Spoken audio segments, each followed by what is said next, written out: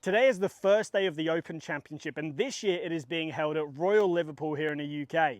Now, Royal Liverpool is renowned for being super windy, so every golfer in the field this week has to be able to control their ball flight. So with that in mind, we're going to do an Open special video, a masterclass on how to control your ball flight. So the great thing about today's video is I have the TrackMan set up right there, just out of frame. Now, a TrackMan, if you don't know, is a radar system, so it's going to pick up all the data at impact, and it's going to track exactly how high, how far that ball is traveling, so you can see exactly what numbers I am producing right here.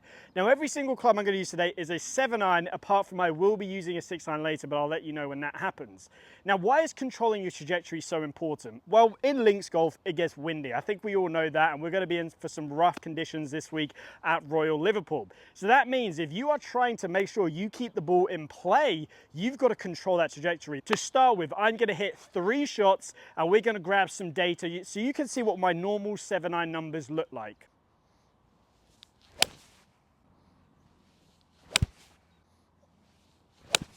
So as you can see with the TrackMan numbers up on the screen next to me, these are just 3 shots that I've just hit with my 7-iron. We can see the big number is the last shot I hit, and then the little number in the bottom left corner of each box is my average for those 3 shots. So club head speed on average is 93.2 miles an hour, pretty standard for what I see. The key one is looking at the height. The height number on average is 108.9 feet.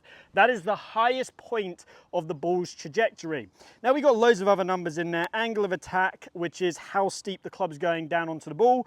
Dynamic loft, that is the loft presented at impact. Launch angle is how high that ball launched. Spin rate is how much backspin we have. Carry distance, 183.8 for these numbers. Pretty standard 7-iron for me. And then land angle is the angle it is coming down onto the green. So these are key numbers that we are going to use today.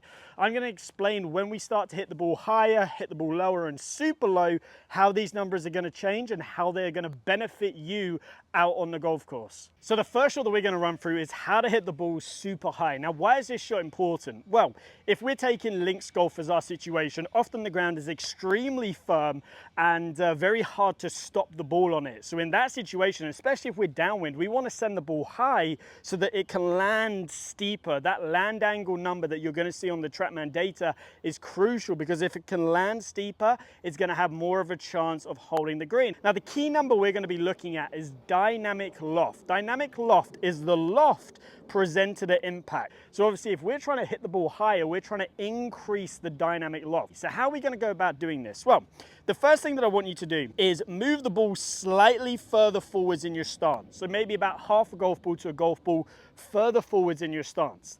The second thing I want you to do is actually just to drop your right foot back slightly, just to widen it out.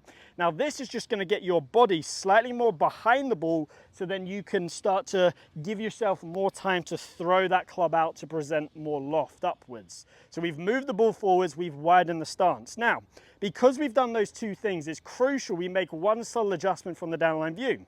When you move the ball further forwards in your swing, it actually causes your path to go more to the left. So as we do this, we have to just gently close our feet off. So point the feet slightly more to the right than we usually would. Again, this is just going to counteract where the path goes. And the final thing we're going to do at address is obviously don't set up with a whole load of shaft lean. Feel like your hands are pretty level with the ball right there. So once we've made those setup adjustments, then I want you to focus on 2 things in your swing just to promote that higher launch. So the first thing is from the top of the backswing, I just want you to feel like you can start to release the angle out. So it's going to feel like rather than delivering the shaft lean that we often see, you're going to feel, and this is the key word, that the club head and the hands get to the ball at roughly the same time. Now, you're always going to have a little bit of shaft lean, but we're just trying to reduce the amount. So just by feeling like you can just be a little bit wider, throw that club out, get everything returning in one straight line, that's going to promote adding a little bit of loft at impact. And the final thing is then just promoting it up into a high follow-through position, trying to get everything finishing nice and high. If we can do those things, we're going to see a much higher shot. Let me now hit some shots and let's get some data on these numbers.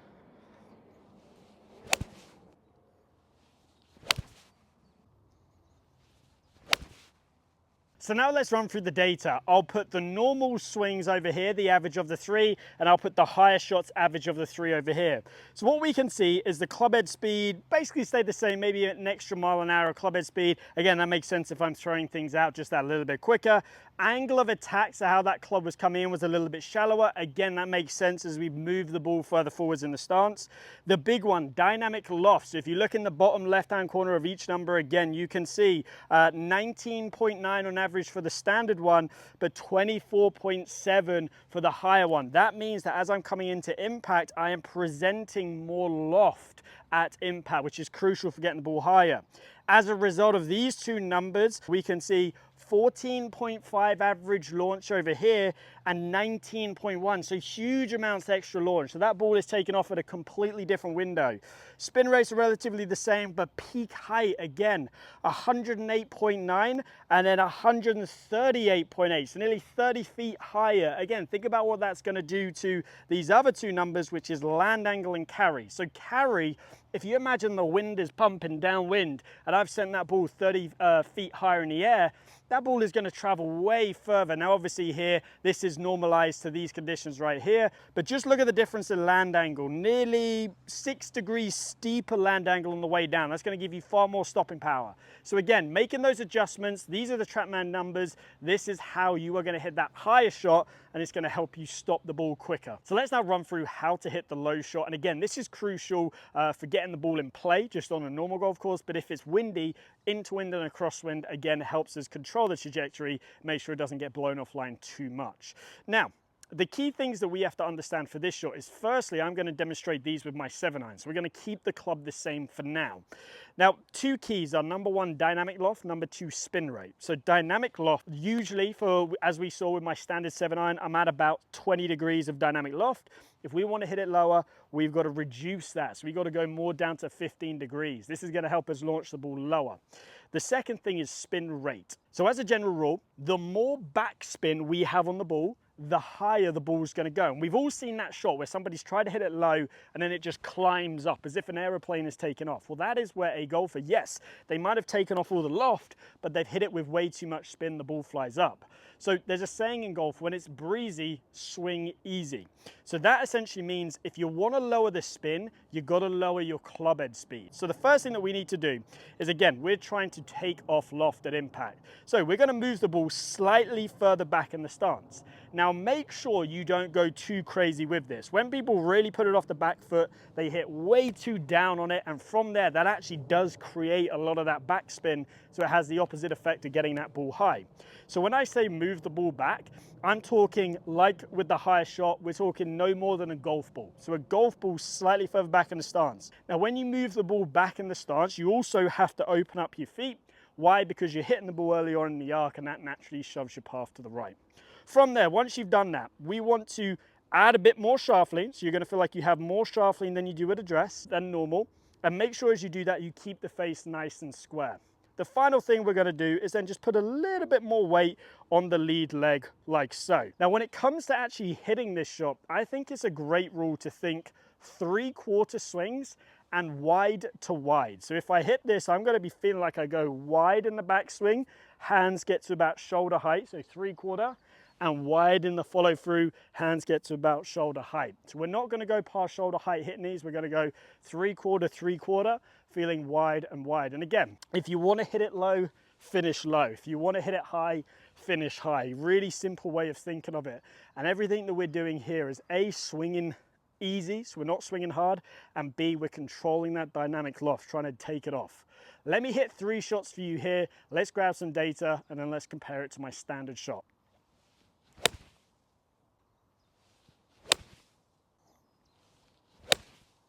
So let's now quickly run through the data. Here are the average 7-irons from before, the standard ones, and here are the low ones. Remember, the bottom left-hand corner is where the average of the 3 shots are. So let's just breeze through these. Club head speed is down about 4 miles an hour. Makes sense because it's a 3/4 swing.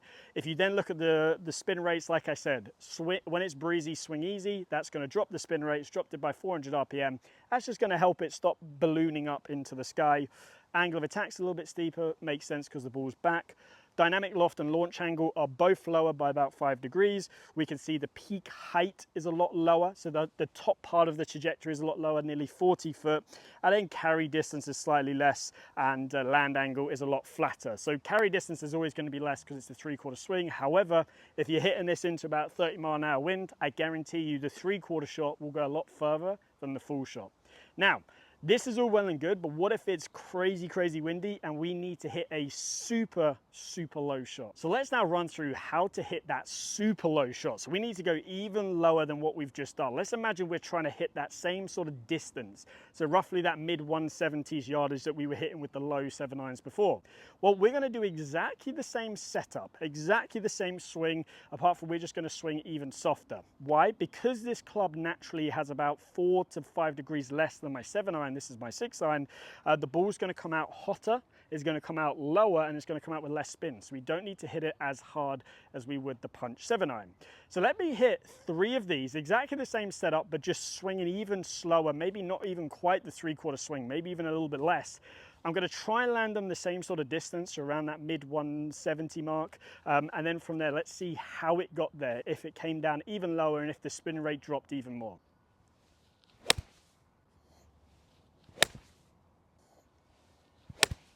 So for the last time, let's do one more before and after. This time we're going to do the standard low shot with the 7 iron versus the low shot, the super low shot with the 6 iron. And again, we're seeing more of the same theme. We're seeing a drop in club head speed of roughly 4 miles an hour.